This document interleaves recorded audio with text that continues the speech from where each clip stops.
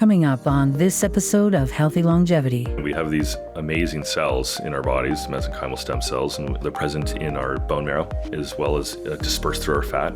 And then we also have them at the base and in the shaft of the hair follicle. So the idea to harvest the stem cells and enhance them in kind of a secretome soup, and then be able to culture them. And so you're actually protecting components of yourself that can regenerate. It's really locking a piece of you in time. When they're cryogenically frozen, they stop aging. There's no cell metabolism, no more years being added. So it's a part of you that is essentially locked in at that time point. And we actually separate that into multiple vials, so you can dip into it multiple times throughout your lifetime. So you're able to cultivate them and keep them young at the age you collected them. Just a simple plucking of follicles from the back of the scalp. It's simple, and so we see people pairing this with microneedling, laser. People are targeting, and physicians are using this actually alongside surgical procedures, scar tissue, as well as hair transplants.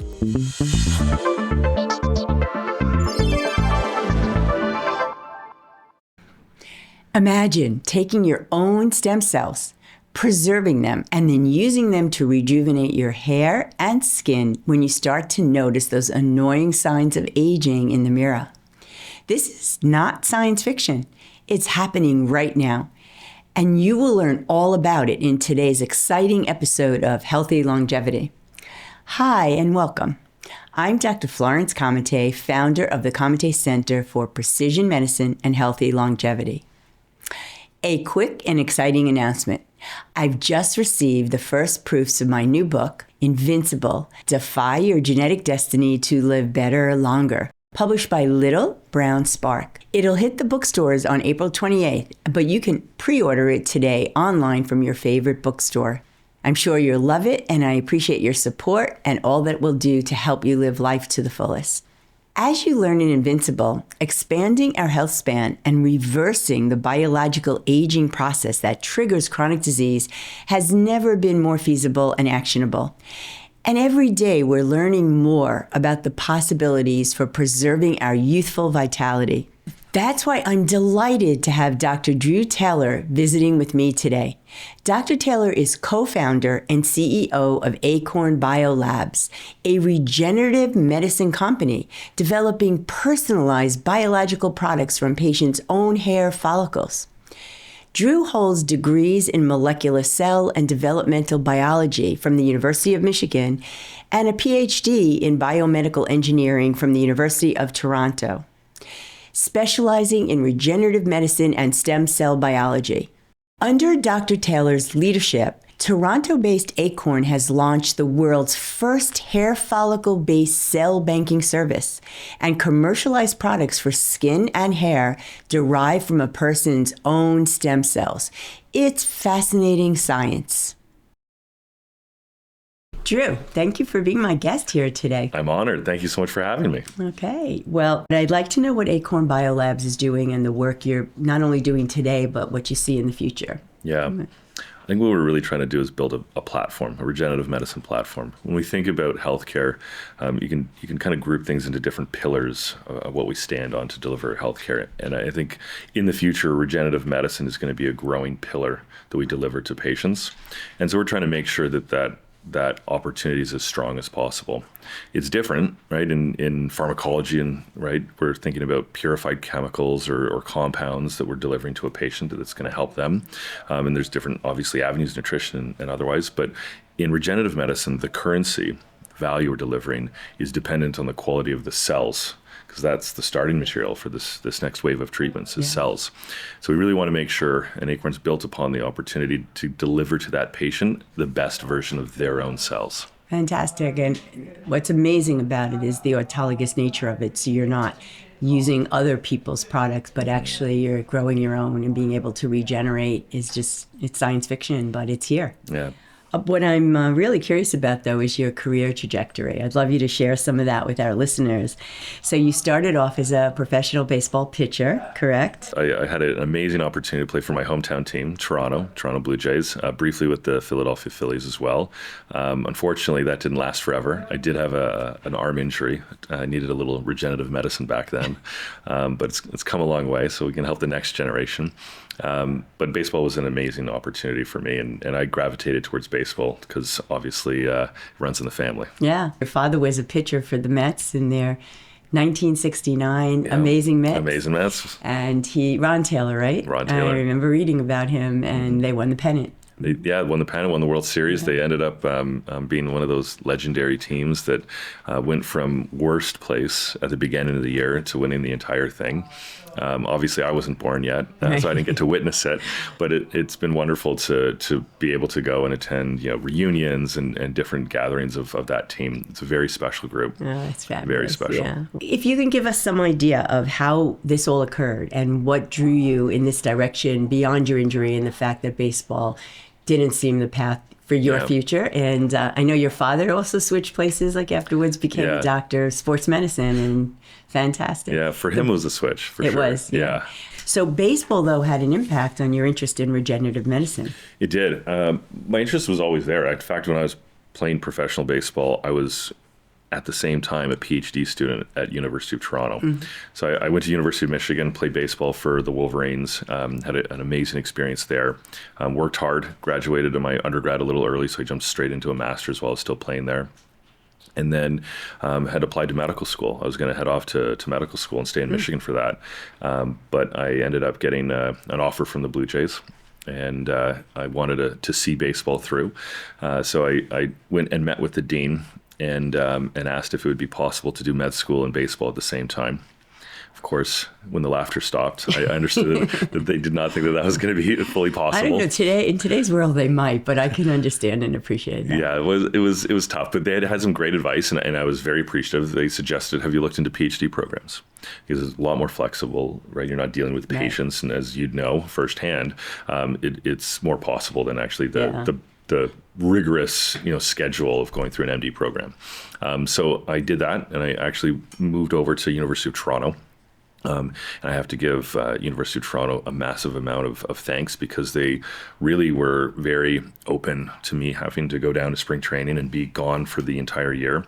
So I worked very hard at running experiments and doing all of my in practice or hands-on work in the off seasons, and then doing a lot of the write-up of that work and analysis of that work while I was traveling. Well, that took a lot of fortitude and energy. You had to really have your eye on, what was going to happen in the future. And obviously you did superbly well because you're founder of this amazing company. I appreciate that. I had some fun too. So I'm it's sure. Well balanced.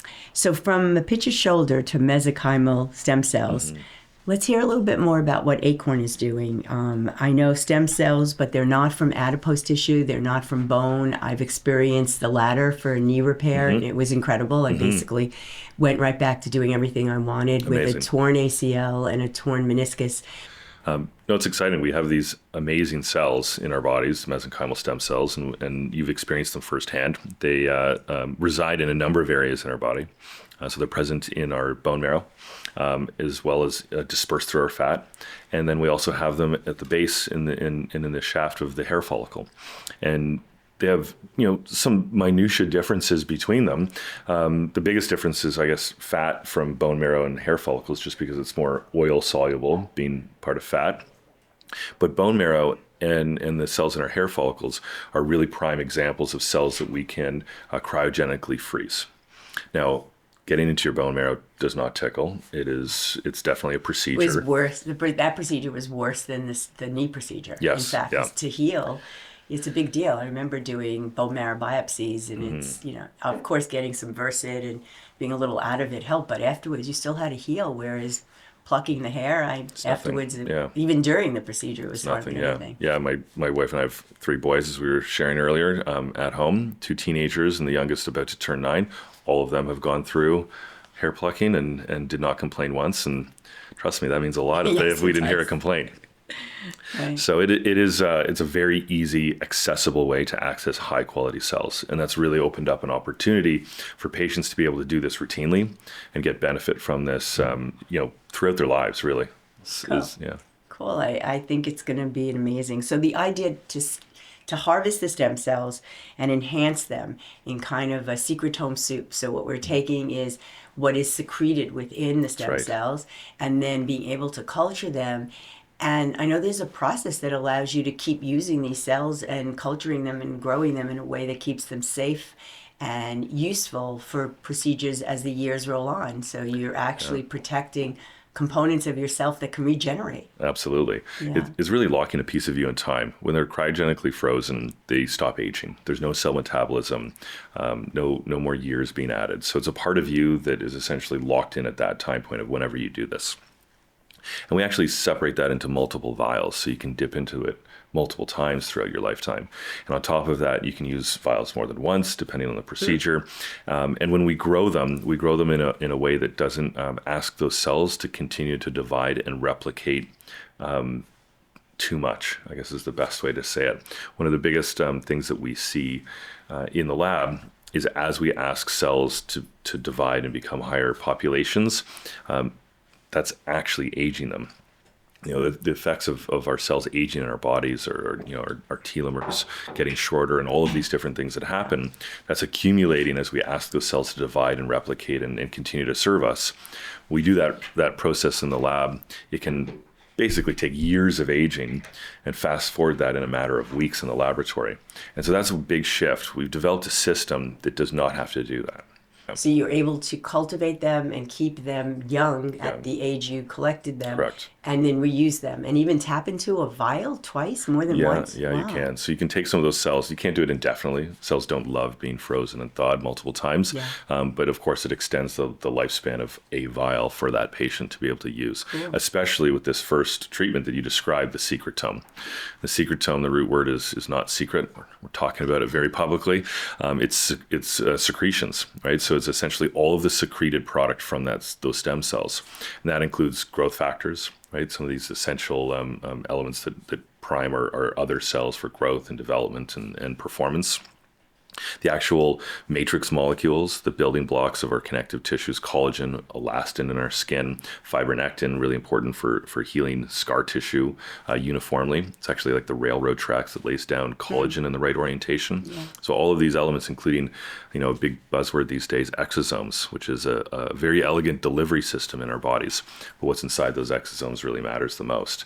And so all of this together, it constitutes the secretome. So the exosomes are inherently within the stem cell itself, and they're not, are they produced out of the stem cells? Yeah, they're released from the stem cells. So they come from every cell in our body, but our stem cells produce much more of them. And they either come from the endoplasmic reticulum, if you go back to grade 8 biology, right, inside our cells, or the surface of our cells. Now, both of those are another grade 8 term, phospholipid bilayer, so the surface of our cells. And so they essentially replicate that coating as like making a miniature package from the same surface of our cells.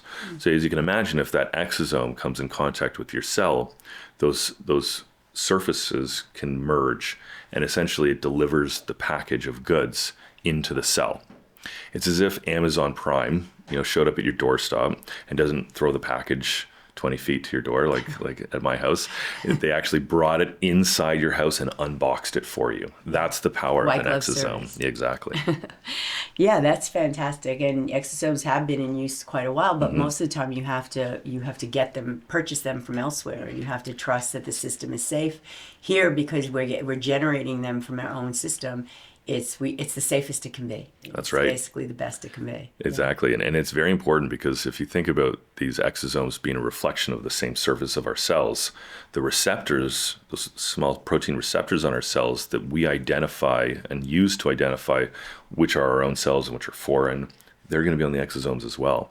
And so we actually have the opportunity, our immune system can identify exosomes as foreign or not. And that's a big difference when you think about simple proteins. And so exosomes is even more important that it comes from our own biology. Yeah. What I understood, and just as a little digression, is that it's not the stem cells that we actually put into our body that kind of do the job. It's the way they secrete and trigger other changes. And these stem cells are the originator cells of our entire system. Like, we all started as a stem cell, basically. Yep, absolutely. Great. So how does it work? How does it work for hair, for skin, for scalp? First step is to actually lock those cells in place. So it's just a simple plucking of follicles from the back of the scalp. It's simple. It's definitely not painless. It's annoying. but I've been called worse. It's not a big deal. It's not, honestly, yeah. I was expecting it to hurt and to be uncomfortable, and I was able to pop in. And of course, I had an expert because I had one of your folks, Jill. But even when we here do it, nobody complains. It's fairly easy. I mean, and certainly when you compare it to other ways of getting access to cells more Absolutely. invasively. If you ever had a bone marrow, biopsy, you'll that you'll it's take not this fun. any day. Right. Yeah, so it's fairly straightforward. And once those cells are collected, they get sent to our laboratory. We get a team of PhDs that examine them. We validate that they're they're alive, viable. They've survived that journey safely. And then they go into cryogenics. Simultaneously, though, some of those cells can go into culture right away. And now when the cells go into culture, they put in that environment that we talked about where the cells essentially release all of these molecules. And we constantly skim and collect those molecules over a period of time. So you can amass very high volumes of these, your own biology, right? Your own releases from your So the stem cells cells. are actually a living mass that can keep turning over and creating and producing, even though they're outside our body. They're what you call in vitro. Yeah, so exactly. We're not really hosting them, and you're not causing them to duplicate, right? Or are you? They will naturally sometimes do that, but we're not trying to force that. Not triggering. Other methods, that is the way that they actually amass these volumes of different products, is they're forcing them to actually divide and replicate. And so it's a speed question, and it is a opportunity for us to get the same level of products, and in fact, in many ways higher, and from your own biology, and not induce further aging in your cells. There's actually two, amazing studies that have come out recently with this explosion in regenerative medicine and exosomes specifically, use in aesthetics. And so these studies broke down essentially when you grow cells, what happens to them from an age and a performance perspective. And so there's a lot of conversation right now about wanting to get cells from the youngest possible source. What these studies proved is that if you actually culture those cells using the same methods that are typical in creation of these products, the cells are actually performing at a level that is closer to 75 to 95 than the original age of those cells. And so ultimately, I'd rather much have my own cells that have not had that artificial induced aging in a lab, that are the same age or even younger if I've banked them from myself, as opposed to cells that were taken from a younger individual, but during the process of creating products for many, many patients, been a little bit abused. A few questions I'll just throw at you and answer in any way you're comfortable, but what's the cost? Is this something that you need to keep doing? And how long can the sucrotome actually be preserved? I'm actually more interested in outcomes and preservation, which you said is phenomenal, sounds like. Do we ever run out and have to redo? Yeah, it's possible, right? There's going to be a Joan Rivers out there that wants to do this every day or take a bath in it, right? Yeah. So at some point, this is biology. It's not infinite. So you can run out of your sample. Of course, that's something that we monitor. And we work with, obviously, our physicians that are delivering this to patients. We work with them to make sure that that patient is not going to get to a point where they run out. And so we have had patients that are really excited about their results and are moving through reorders very quickly. And because of that, we're essentially just recommending to those super users, you probably want to go get topped up again. And people are more than happy to do it because it is such a simple procedure to do. And they end up having more volume banked because they know they're going to be using it. Cool. Well, that makes a lot of sense. Is it best to start really young? Like, is it a good idea to start like when you're a teenager or in your 20s? Like, where would you ideally want to begin the process? Yeah, well, I mentioned my wife and I's youngest is about to turn 9, this month. And so that is even on the young side of getting banked. I think typically what we see is the volume of cells, the number of cells and the size of the hair follicle reach an adult-like state around the age of 12. And so we typically target teenagers and up as far as when is the ideal time to do this. We've had many people come to us and want to bank, slightly younger children. Of course, if you go too young, right into a toddler, then at that point, those cells and the hair follicles themselves are pretty tiny. And so you don't get the same yield. And we see that in the lab. And so we recommend 12 and up. So follicles change. Is it tied to puberty in any way? There's definitely some hormonal changes that happen during puberty, and that absolutely affects changes in the hair follicle. The hair follicles are susceptible to changes and swings based on hormone levels. Yeah. We see that not only in puberty, but at different stages of life.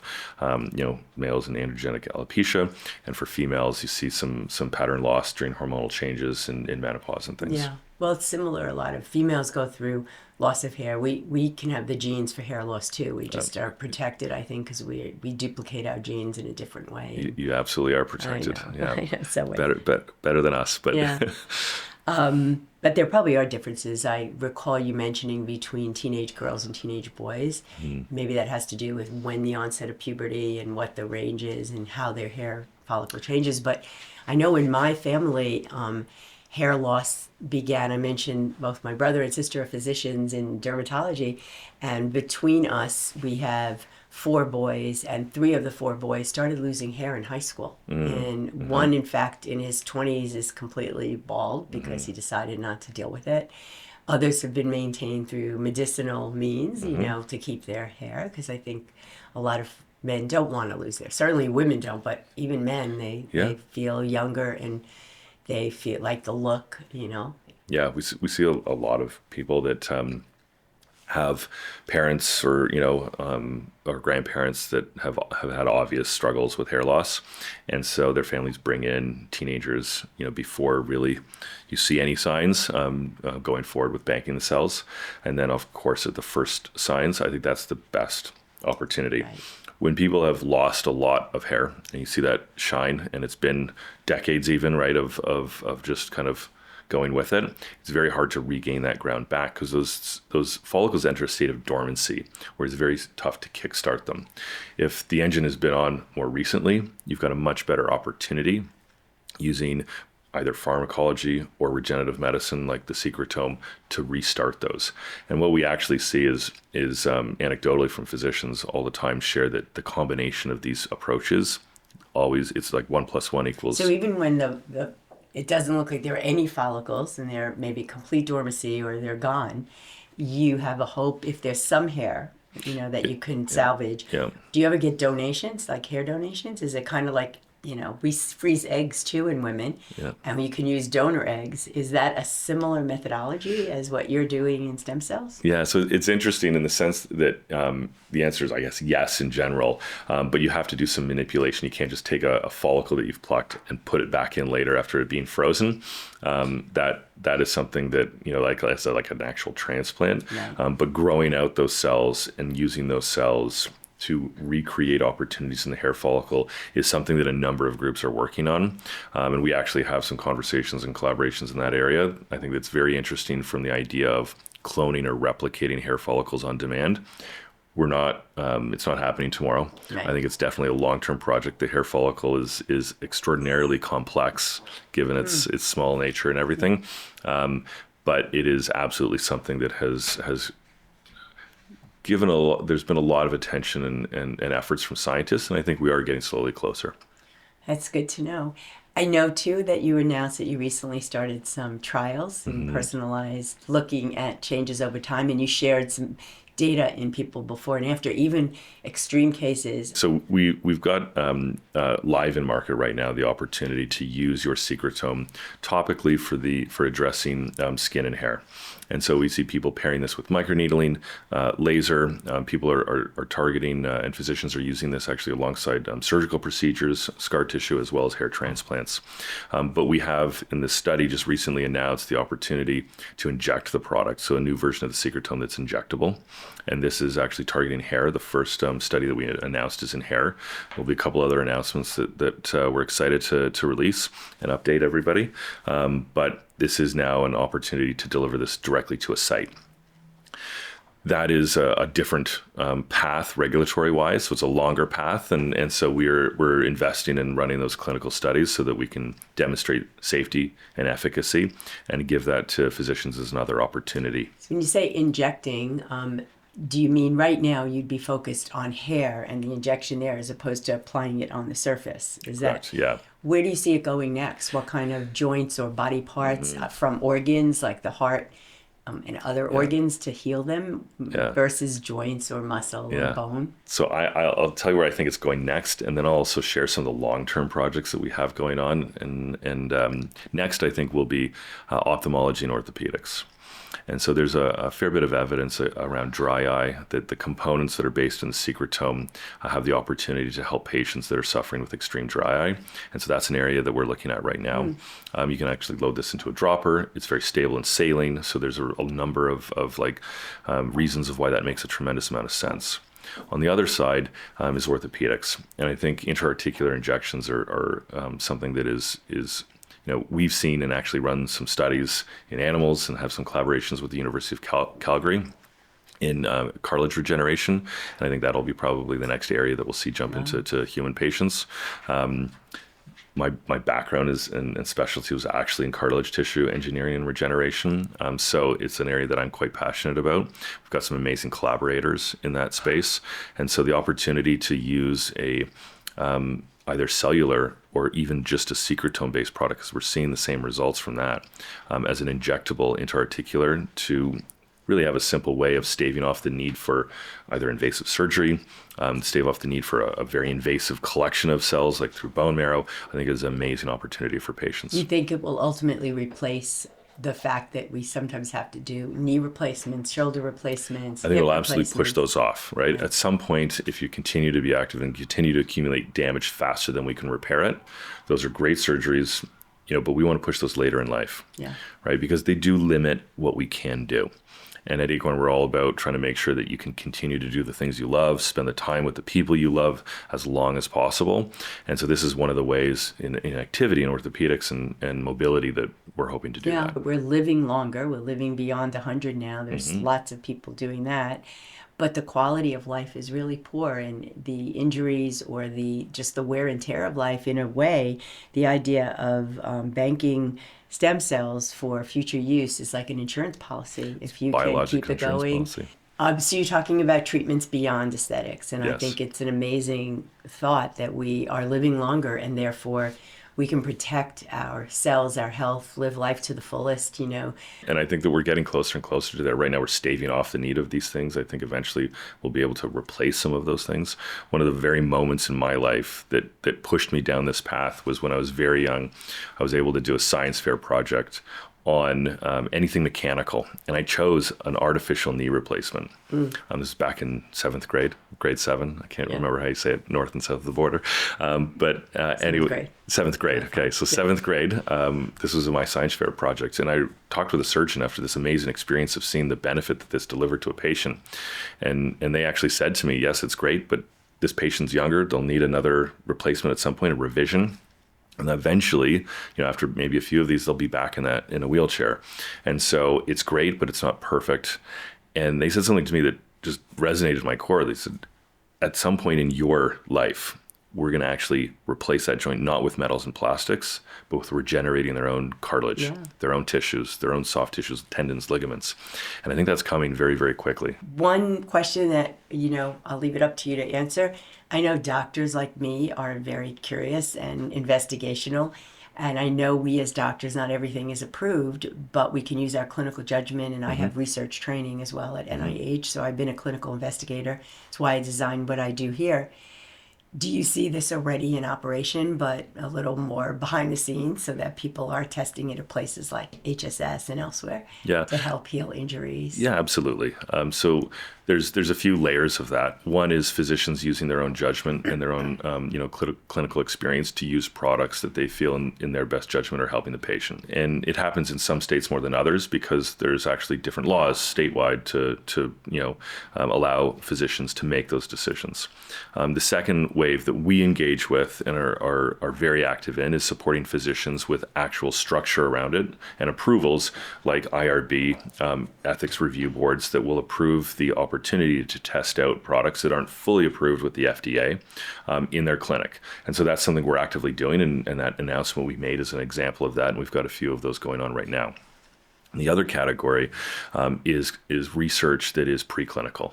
And so we have 5 active research collaborations with institutions and hospitals, some of the best in North America, and we're really proud of those collaborations. We just are going to be announcing our first international one outside of North America soon. But these are really pushing forward the opportunity to use these cells, this biologic health insurance policy, in some long-term applications.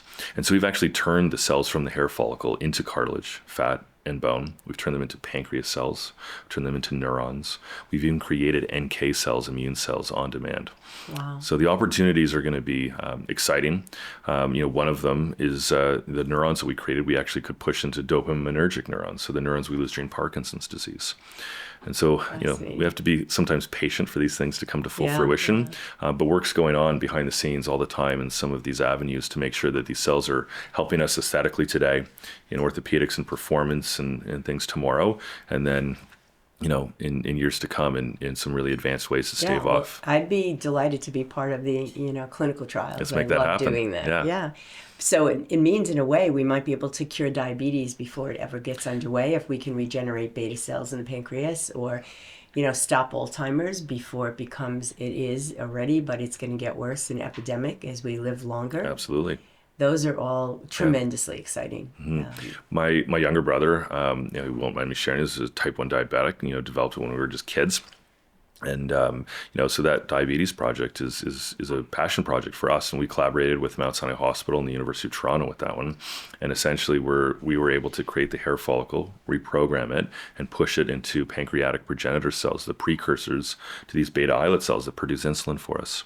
So hopefully one day we'll be able to, my brother Matthew has his cells banked, and so one day we'll pull out his younger cells and create the pancreatic cells that produce insulin for him, and Amazing. Hopefully he'll never have to have another needle. So we'll be able to do some combine in areas where we can predict and detect the path people are on, which is what I've been doing for over 20 years, and then make sure we put processes in place like you did with your brother, that it never has to come to fruition. Autoimmune diseases, the pancreas, the heart, the brain. That's the next generation. Yeah, That's what you're doing is fantastic. the leading edge of that preventative care. Yeah. It's thinking about, not disease once it's diagnosed, but before it even starts. Yes. And I think regenerative medicine can be an amazing tool for physicians like you that are delivering that next level of care. Yeah, thank you. It hasn't been easy, but being proactive means I see my patients not needing insulin, none of them, not having heart attacks, and I want to keep it that way. And now looking at how do I stave off kind of Parkinson's and Alzheimer's, and we're looking at ways of using exomes for that. And I wonder if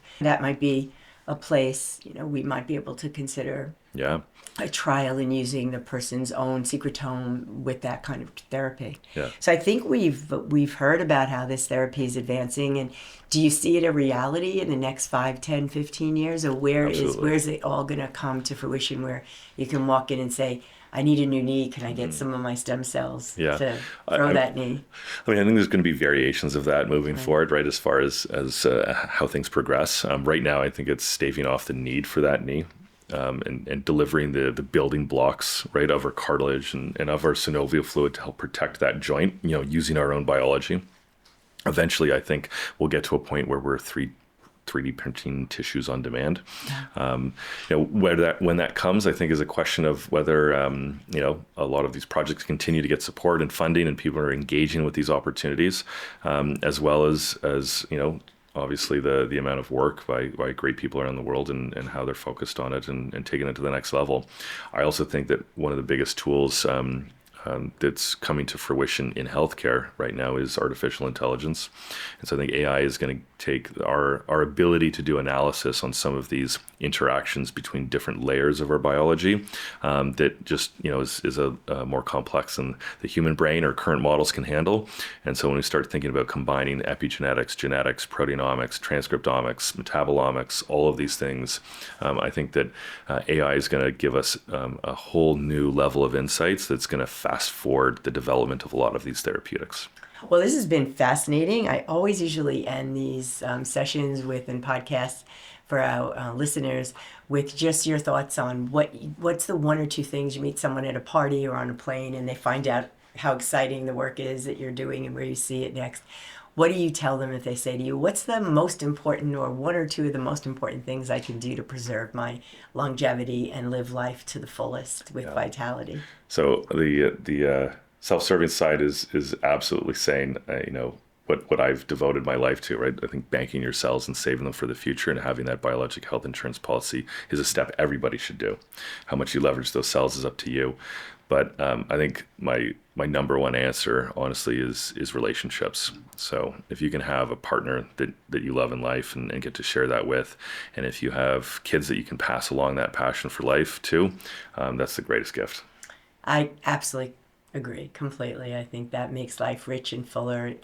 When you leave this earth in whatever capacity, you're not taking any of the material goods. It's the love and the sharing that you've had in your life. So I couldn't agree more. Drew, it would be great to share, where this is available, how long the process can take. I know the fees can vary, but there's between storage and utilization, you've come up with a pretty nice system that is not outrageous. Yeah. It's not inexpensive, but it's also not hundreds of thousands of dollars. Yeah, absolutely. So, I mean, prices will vary for the actual procedure of just collecting. It's quite simple. So it's definitely as affordable as it gets. Banking your cells and keeping them, we try to make this very accessible. So while that varies on the collection, physician to physician and practice to practice, to keep those cells cryopreserved is cheaper than a Netflix account, $190 a year. We've got family plans that make it really accessible as well, where entire households can do this together, and we see that all the time. Great. You can go to the website acorn.me and you can look up some of our partners. I'm excited you could do this right here. So that right. is, come here and do it, right? Is exactly. Number one. And then as far as following us, sometimes I'll post tidbits of what's going on in the lab and some of the next generation procedures and opportunities that we're working on in regenerative medicine. So you can follow that at either Acorn Biolabs on Instagram or Dr. Drew Taylor. Fabulous. Well, we will. And you know that every day we have somebody else who's interested and very exciting, undergoing surgery or having procedures or just wants to grow hair. Yeah. And so it's useful for virtually everybody. I agree. Thank you. Thank you.